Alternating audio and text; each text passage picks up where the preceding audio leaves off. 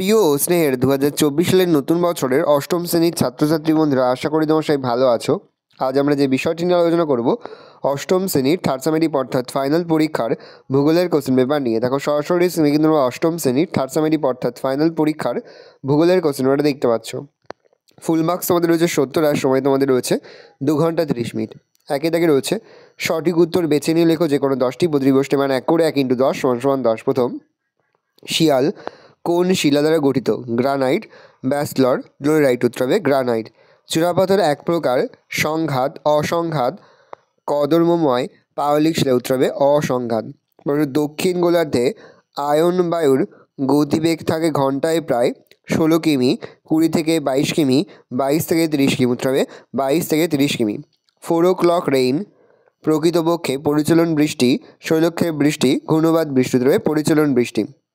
পৃথিবীর বৃহত্তম চলচ্চিত্র নির্মাণ শিল্প হলিউড অবস্থিত মৌসুমী জলবায়ু অঞ্চলে, নিরক্ষীয় জলবায়ু অঞ্চলে, ভূমধ্যসাগরীয় জলবায়ু অঞ্চলে। ভূমধ্যসাগরীয় জলবায়ু অঞ্চলে। আর্থ সামিট পরিবেশ সম্মেলন হয় 1982, 1992, 2002 সালে। উত্তর হবে 1992 সালে।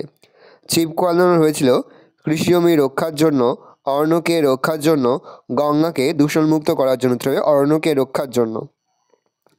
নেশিয়া কথার অর্থ কালো ক্ষুদ্র দেশ। উত্তর হবে দেশ।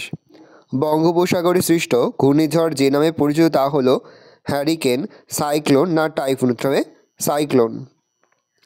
এশিয়ার ভূমধ্যসাগরীয় জলবায়ু অঞ্চলে দেখা যায় ইটালিতে, তুরস্কে না মিশর। উত্তর হবে তুরস্কে। তাহলে এশিয়ার ভূমধ্যসাগরীয় জলবায়ু দেখা যায় তুরস্কে। ওশিয়ানিয়ার সর্বোচ্চ শৃঙ্গ Mount Wilhelm, Mount Kosciuszko, Mount Cook. উত্তর হবে মাউন্ট উইলেহেলাম। অস্ট্রেলিয়ার বিখ্যাত প্রাণী গন্ডার, ক্যাঙ্গারু না হাতি। উত্তর হবে ক্যাঙ্গারু। মহিষঞ্চরণ তত্ত্বের প্রবক্তা ম্যাকেনজি, পার্কার না ওয়েগনার। উত্তর হবে ওয়েগনার। 2 দাগে রয়েছে শূন্যস্থান পূরণ করো যে কোনো 5টি প্রতিবষ্টি, মানে 1 করে 1 × 5 = 5। প্রথম, পর্বতে যে ঢাল বরাবর বায়ু উপরের দিকে ওঠে ও বৃষ্টিপাত ঘটায় সেই ঢালকে বলা হয় ড্যাশ। উত্তর হবে প্রতিবাদ ঢাল। পৃথিবীর রুটির ঝুড়ি বলে ড্যাশ অঞ্চলকে। উত্তর হবে পেইরি। অস্ট্রেলিয়ার নাতিশীতোষ্ণ তৃণভূমি ড্যাশ নামে পরিচিত হবে ডাউন্স। দ্রুতগামী ভূকম্পীয় তরঙ্গ হলো ড্যাশ তরঙ্গ। উত্তর হবে পি। গ্রানাইট শিলা রূপান্তরিত হয়ে যে শিলা গঠন করে। উত্তর হবে অ্যাম্পিবোলাইট। প্রশ্ন, ড্যাশকে রূপোর শহর বলে। উত্তর হবে ব্রোকেন হিল। তাহলে ব্রোকেন হিলকে রূপোর শহর বলে। খুবই গুরুত্বপূর্ণ একটা প্রশ্ন। WHO এর পুরো নাম কি? উত্তর লিখবে ওয়ার্ল্ড হেলথ অর্গানাইজেশন। তাহলে WHO এর পুরো নাম হচ্ছে ওয়ার্ল্ড হেলথ অর্গানাইজেশন। তিনি দেখা হচ্ছে নিচের বাক্যগুলির মধ্যে যেটি ঠিক তাকে ঠিক এবং ভুলটিকে ভুল লেখো। প্রশ্নের মান 1 করে 1 × 5 = 5। প্রথম, রকি পার্বত্য অঞ্চলে উষ্ণবায়ু চিনুক নামে পরিচিত। উত্তর হবে ঠিক, তাহলে আমরা ঠিক লিখব। আগ্নেয় শিলার অপর নাম প্রাথমিক শিলা। উত্তর হবে ঠিক, তাহলে আমরা ঠিক লিখব। জায়রে নদীর অববাহিকায় বসবাসকারী অধিবাসী হলো রেড ইন্ডিয়ান। উত্তর হবে ভুল, তাহলে আমরা ভুল লিখব। ভোপাল গ্যাস দুর্ঘটনাটি ঘটে বিষাক্ত MI3 গ্যাসের জন্য। উত্তর হবে ভুল, তাহলে আমরা ভুল লিখব। অস্ট্রেলিয়ার ক্রান্তীয় তৃণভূমি পার্কল্যান্ড সাভানা নামে পরিচিত। উত্তর হবে ঠিক, তাহলে আমরা ঠিক লিখব। গ্রেট ব্যারিয়ার একটি প্রবাল প্রাচীর। উত্তর হবে ঠিক, তাহলে আমরা ঠিক লিখব। পরে হচ্ছে ভূমধ্যসাগরীয় জলবায়ু অঞ্চলকে শীতকালীন বৃষ্টিপাতের দেশ বলা হয়। উত্তর হবে ঠিক, তাহলে আমরা ঠিক লিখব।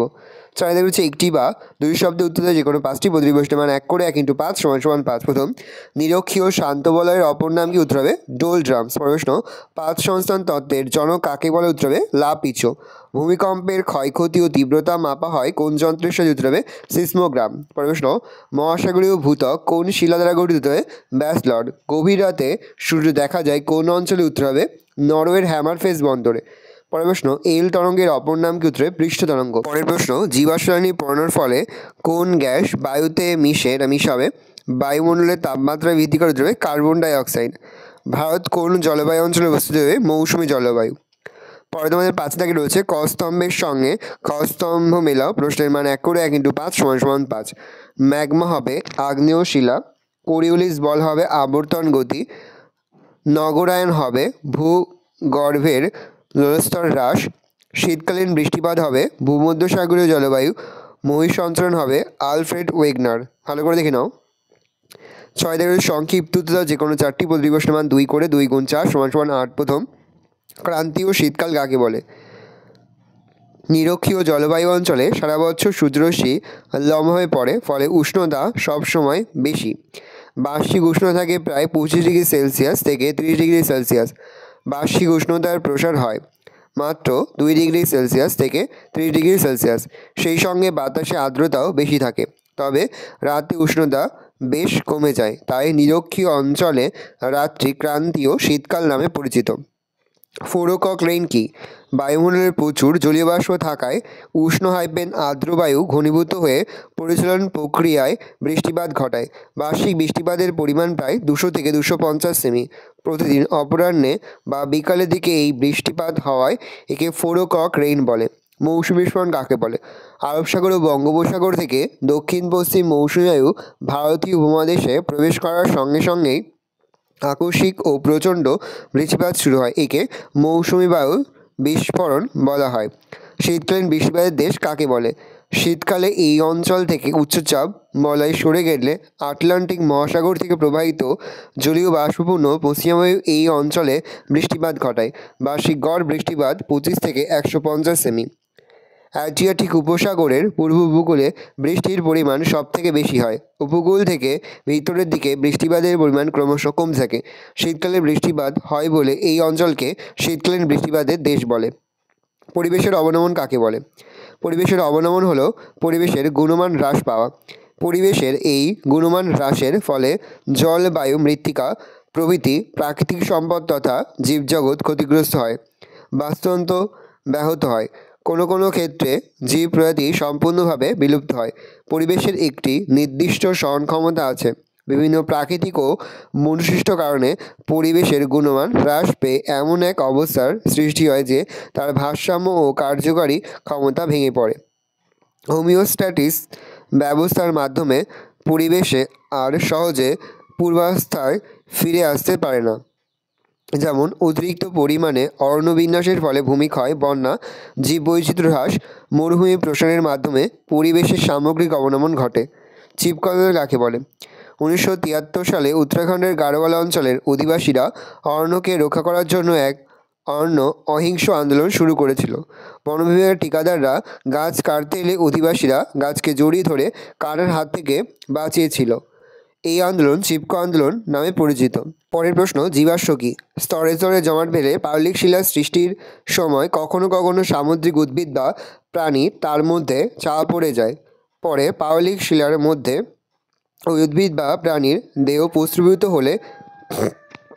পরের প্রশ্ন, জীবাশ্ম কি? স্তরে স্তরে জমাট বেঁধে পাললিক শিলা সৃষ্টির সময় কখনো কখনো সামুদ্রিক উদ্ভিদ বা প্রাণী তার মধ্যে চাপা পড়ে যায়।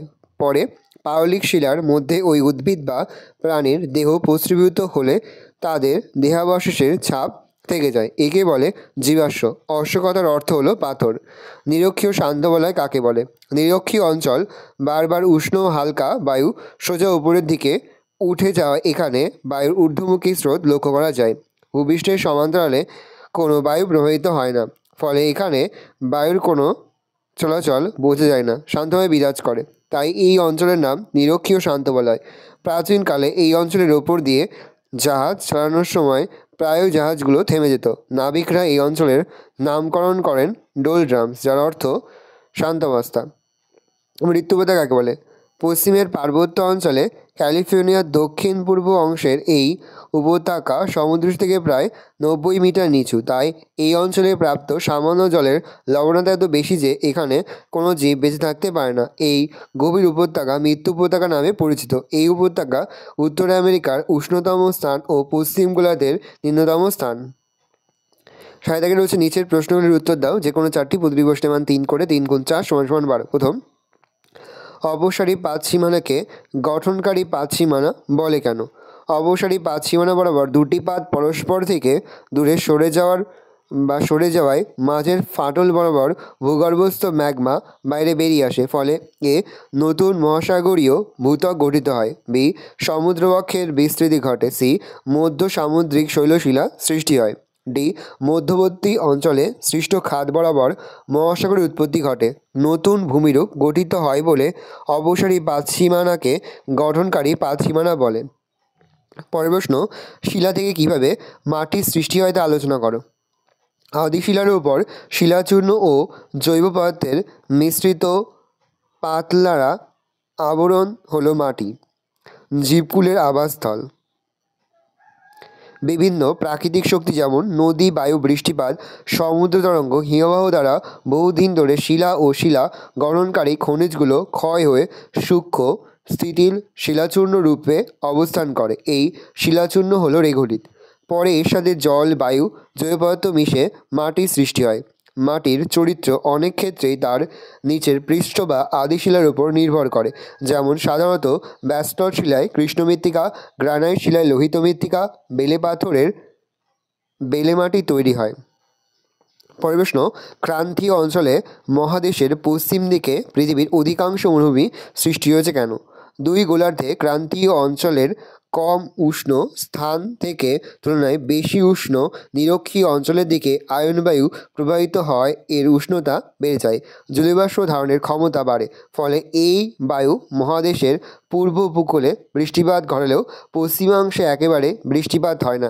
এই কারণে মহাদেশের পশ্চিমাংশে অধিকাংশ উষ্ণ মরুভূমির সৃষ্টি হয়েছে, যেমন আফ্রিকার সাহারা উত্তর গোলার্ধে, আফ্রিকার কালাহারি দক্ষিণ গোলার্ধে। মেঘ কীভাবে সৃষ্টি হয় ব্যাখ্যা করো। দিনের বেলায় যেমন প্রখর সূর্যতাপে জলভাগ থেকে জল উত্তপ্ত হয়ে বাষ্পে পরিণত হয়ে বায়ুমণ্ডলে মেশে, তেমনি গাছপালার প্রশোধন প্রক্রিয়ার মাধ্যমেও জলীয়বাষ্প বায়ুতে সংযুক্ত হয়। এই জলীয়বাষ্প উষ্ণ ও হালকা হওয়ার ওপরে উঠে যায় এবং প্রসারিত হয়। এভাবে ওপরে উঠে শীতল বায়ুর সংস্পর্শে এসে জলীয়বাষ্প শীতল হয়ে সম্পৃক্ত বায়ুতে পরিণত হয়। এই সম্পৃক্ত বায়ু আরও শীতল হয়ে ঘনীভূত হয়ে জলকণায় পরিণত হয়। এই জলকণা বায়ুতে ভাসমান সূক্ষ্ম অ্যারোসল কণাকে আর্দ্র কেন্দ্রানুরূপে আশ্রয় করে ভাসমান থাকে। বায়ুমণ্ডলে ভাসমান এই জলকণার সমষ্টিগত রূপকে মেঘ বলে। সাধারণত বায়ুমণ্ডলের নিম্নতর স্তর ট্রপোস্ফিয়ারের উচ্চতা বৃদ্ধিতে উষ্ণতা কমায় জলীয়বাষ্পের ঘনীভবনে মেঘের সৃষ্টি হয়। পরের প্রশ্ন, ভূমধ্যসাগরীয় জলবায়ু অঞ্চলের জীববৈচিত্র্য বর্ণনা দাও। স্বাভাবিক উদ্ভিদ। শুষ্ক গ্রীষ্ম এবং আর্দ্র শীতকালের কারণে এই জলবায়ু অঞ্চলে চিরসবুজ গাছ এবং গুল্মজাতীয় গাছের মিশ্র বনভূমির সৃষ্টি হয়েছে। শুষ্ক গ্রীষ্মকালে বাষ্পীভবন আটকাতে গাছের পাতা পুরু ও কাণ্ড শক্ত হয়। বড় বড় পাতা পুরু ছালযুক্ত গাছগুলো শীতকালের বৃষ্টির জল সঞ্চয় করে রাখে। প্রধানত তিন ধরনের স্বাভাবিক উদ্ভিদের সমাবেশ এখানে দেখা যায়। এক, সর্বৃগ উদ্ভিদ যেমন পাইন, ফার, সিডার। চিরসবুজ উদ্ভিদ ওক, কর, ইউক্যালিপটাস, রোজউড। গুল্মজাতীয় উদ্ভিদ ম্যাপল, লরেন, রোজমেরি, ল্যাভেন্ডার। জলপাই গাছ ভূমধ্যসাগরীয় জলবায়ুর অন্যতম প্রধান উদ্ভিদ। এই জলবায়ু অঞ্চলে পৃথিবীর সবচেয়ে বেশি জলপাই গাছ রয়েছে। প্রাণীজগৎ ও পশুপালন। বৃষ্টিহীন শুষ্ক গ্রীষ্মকাল ও আর্দ্র শীতকালের কারণে এখানে তৃণভূমির পরিমাণ কম, তাই ঘোড়া বা গবাদি পশুর তুলনায় গাধা, ভেড়া, ছাগল, খচ্চর বেশি পালিত হয়। এটা ভুল আছে, প্রিন্টিং মিস্টেক আছে। উষ্ণ মরুর কাছাকাছি অঞ্চলে মুরগি, উট বেশি পালিত হয়। যেখানে যেখানে উষ্ণ স্পেলিং ভুল আছে অবশ্যই কিন্তু তোমরা ঠিক করে নেবে। প্রিন্টিং মিস্টেক হয়ে গেছে, তোমরা কিন্তু অবশ্যই উষ্ণতা বানানগুলো কিন্তু ঠিক করে নেবে। পরের প্রশ্ন, পরিবেশের অবনমনের কারণগুলি উল্লেখ করো। পরিবেশের অবনমন দুইভাবে ঘটে, যথা প্রাকৃতিক কারণ খরা, বন্যা, ঝড়, ধস, সুনামি, ভূমিকম্প, অগ্ন্যুৎপাত প্রভৃতি প্রাকৃতিক শক্তির প্রভাবে পরিবেশের পরিবর্তন হয় ও অবনমন ঘটে। এর প্রভাবে উদ্ভিদ, প্রাণী, মানুষসহ আণুবীক্ষণিক জীবের স্বাভাবিক জীবনচক্র ব্যাহত হয়। ঘরবাড়ি, রাস্তাঘাট, যোগাযোগ ব্যবস্থা, জল ও বিদ্যুৎ সরবরাহ বিঘ্ন হয়। সম্পত্তিহানি ও জীবনহানি ঘটে। স্থানভেদে জীববৈচিত্র্য আংশিক বা সম্পূর্ণভাবে ধ্বংস হয়। মনুসৃষ্ট কারণ। আধুনিক কৃষি, শিল্প, পরিবহন ও নানা উন্নয়নমূলক কাজের ফলে পরিবেশের বিভিন্ন ধরনের সমস্যার সৃষ্টি হয়। বিশেষত অবৈজ্ঞানিক কৃষি পদ্ধতি, শিল্পবজ্র, অপরিকল্পিত নগরায়ন, নদীতে বাঁধ দিয়ে জলাধার নির্মাণ এবং বৃক্ষছেদনের ফলে পরিবেশের অবনমন ঘটে। মানুষের একজাতীয় কার্যাবলীতে পরিবেশের ওপর সুদূর প্রসারী ক্ষতিকর প্রভাব পড়ে এবং খরা, বন্যা, ভূমিকম্প, ধস প্রভৃতি প্রাকৃতিক বিপর্যয় ত্বরান্বিত হয়। পরের প্রশ্ন, আমাজন নদীর বৈশিষ্ট্য আলোচনা করো। আমাজন অববাহিকা নিরক্ষীয় জলবায়ু অঞ্চলে অবস্থিত। এখানে সারা বছর প্রচুর পরিমাণে বৃষ্টিপাত হয়। 2, দক্ষিণ পূর্ব আয়নবায়ুর প্রভাবপথে আন্দিজ পর্বতমালা অবস্থান করায় জলীয় বাষ্পপূর্ণ বায়ু পর্বতে বাধাপ্রাপ্ত হয়ে প্রচুর পরিমাণে বৃষ্টিপাত ঘটায়। 3 আমাজন অববাহিকার আয়তন 17,50,000 বর্গ কিমি। আমাজন নদীর উপনদীর সংখ্যা প্রায় 1,000-এরও বেশি। এই উপনদীগুলি বেশ দীর্ঘ। এস্কিমোদের জীবনযাত্রা আলোচনা করো। পরের প্রশ্ন, তীব্র শীতে কৃষিকাজ হয় না, তাই তুন্দ্রা জলবায়ু অঞ্চলের অধিবাসীরা যাযাবর জীবনযাপন করে। শীতকালে একরকম গোলাকার বরফের ঘরে বাস করে। গ্রীষ্মকালে বরফ গলে গেলে সিল মাছের চামড়ায় তৈরি তাঁবুতে বাসা করে। যাতায়াতের জন্য বরফের উপর চাকাহীন স্লেজ গাড়ি আর জলে সিল মাছের চামড়ায় তৈরি কায়াক নৌকা ব্যবহার করে। পশুর চামড়া দিয়ে পোশাক আর হাড় দিয়ে শিকারের বর্ষা সূচ তৈরি করে। খাদ্যের জন্য সিল, ভাল্লুক, বলগা হরিণ, মেরু শিয়াল শিকার করে। সমুদ্রের মাছ ধরে। হরিণের দুধ, বেরি ফল এদের প্রিয় খাদ্য। আর এটাকে যে কোনো 3টি প্রশ্নের উত্তর দাও। প্রশ্নের মান 5 করে, 5 × 3 = 15। নিরক্ষীয় জলবায়ু অঞ্চলের জীববৈচিত্র্যের পরিচয় দাও। পরের প্রশ্ন, মৌসুমী জলবায়ু অঞ্চলের আর্থসামাজিক পরিবেশের পরিচয় দাও। পরের প্রশ্ন, পরিবেশের অবনমন নিয়ন্ত্রণের উপায়গুলি লেখো। পরের প্রশ্ন, উত্তর আমেরিকার শিল্পোন্নতির কারণগুলি লেখো। পরের প্রশ্ন, পরিচালন ও শৈলক্ষেপ বৃষ্টিপাতের চিত্রসহ পরিচয় দাও। পরের প্রশ্ন, গ্রানাইট, ব্যাসল্ট, মার্বেল পাথরের 4টি করে বৈশিষ্ট্য লেখো। 9 দাগে রয়েছে প্রদত্ত দক্ষিণ আমেরিকার রেখা মানচিত্রে নিম্নলিখিতগুলি উপযুক্ত নাম ও প্রতীক চিহ্ন সহ চিহ্নিত করো। পানামা খাল, আমাজন নদী, ব্রাজিলের উচ্চভূমি কলোরাডো নদী, আটাকামা মরুভূমি। ভালো করে দেখে নাও। এই রয়েছে টোটাল তোমাদের থার্ড সামেটিভ অর্থাৎ ফাইনাল পরীক্ষার 8ম শ্রেণীর ভূগোলের কোশ্চেন পেপার। আর তোমরা কোশ্চেনটা দেখে নাও। আশা করি ভিডিওটা ভালো লেগেছে। ভিডিওটা ভালো লাগলে ভিডিও লাইক করতে একদম ভুলবে না। আর আমার চ্যানেল নতুন হও তো লাইক সাবস্ক্রাইব প্রেস করে পাশে বেল আইকন প্রেস করে যখন নতুন করে ভিডিও আপলোড করি সবার ফার্স্ট নোটিফিকেশন তোমরা পেয়ে যাও। আর এই ভিডিওটি তোমার বন্ধু বান্ধবী আত্মীয় স্বজন সবার মধ্যে কিন্তু অনেক শেয়ার করে, যে বছর 8ম শ্রেণীতে পড়ছে। আমরা কিন্তু ইতিমধ্যে 8ম শ্রেণীর প্রতি বিষয়ের সিলেবাস, প্রশ্নকার এবং নমুনা প্রশ্নপত্র কিন্তু আপলোড করে দিই। এখনও পর্যন্ত সেই ভিডিওগুলো না দেখে থাকো, ভিডিওগুলো কিন্তু তাড়াতাড়ি দেখে নাও। তোমাদের সকলকে জানাই আগামী পরীক্ষার অনেক শুভেচ্ছা এবং অভিনন্দন। আশা করি সকলের পরীক্ষায় খুব ভালো হবে।